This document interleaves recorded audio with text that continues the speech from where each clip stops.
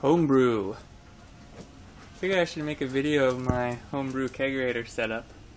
I've got my CO2 and regulator actually on the outside, which is a little more rare. And I've got a shut-off valve I installed. And I just drilled a hole through. I actually made this kegerator myself. I got the little mini fridge off of Craigslist for 60 bucks. And drilled out the middle. Got this tower and a couple nice things about it. Having the tank outside allows me to have two I don't know if they're 5 or 6 gallon corny kegs inside, so I've got plenty of room, which means I have double the beer.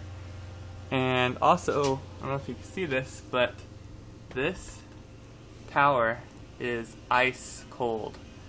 And the way that I do that is, you can see the hole. Oh, also, when I drilled this hole out, there's a gap about that wide between this and the top of this. I don't know if you can see this. So there's a gap, probably an inch or so. And I filled that all with expanding foam and then duct taped around it so that that's all sealed. And then this is just a piece of pool hose. You can get it at Ace Hardware. They sell it by the foot. A couple feet of that. And well, these are my shut-off valves I installed. These little valves tend to leak the CO2 valves for the corny kegs. So I got individual shut-off valve. I can't remember what they call this, like a distributor or something. Anyways, well worth it. Micromatics sells them. That's the place to get them. So even though I have 2 kegs, I can only have one on tap right now. I have to get a dual tower. They're expensive. But usually the way I do it is, this is carved and ready to go, and this one is carbing.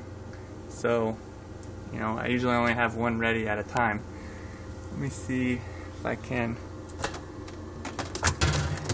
show you my fan setup.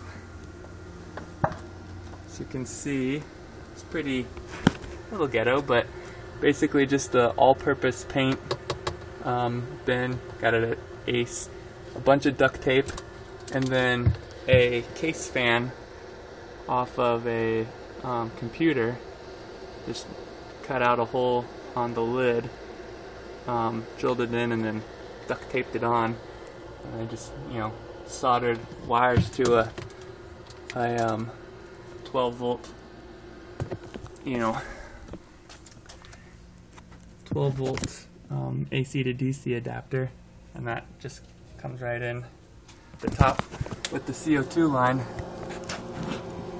back there. So anyways, it sucks the cold air that's down at the bottom, sucks it up through the pipe and then up, and that pipe actually comes to right about here. So it actually blows up here and then circulates back down. I can actually show you the layers of insulation. This is the piece that I actually cut out of the top of the fridge. That was in there. I just use it for extra insulation. So you can see, maybe the camera adjusts. Let's see if it will. You can see the top of that hose. And I can feel the air blowing out of there. So when this is in there, it's basically blowing, hitting the top, and then coming back down around the sides, keeping the whole thing ice cold. And you want that. You want this to be cold, especially since mine is outside, because when you pour the beer, if this isn't cold, it goes into a warm tap, then you'll just have foam problems, all kinds of foam problems, because the beer will be changing temps. Also, because I'm carbing, I tend to run a little high CO2. I try to keep it around 12, seems to work pretty well. I have a pretty long beer line. I think it's 6 feet or so. So anyways, that's my homebrew setup. Hope you enjoyed. Thanks for watching.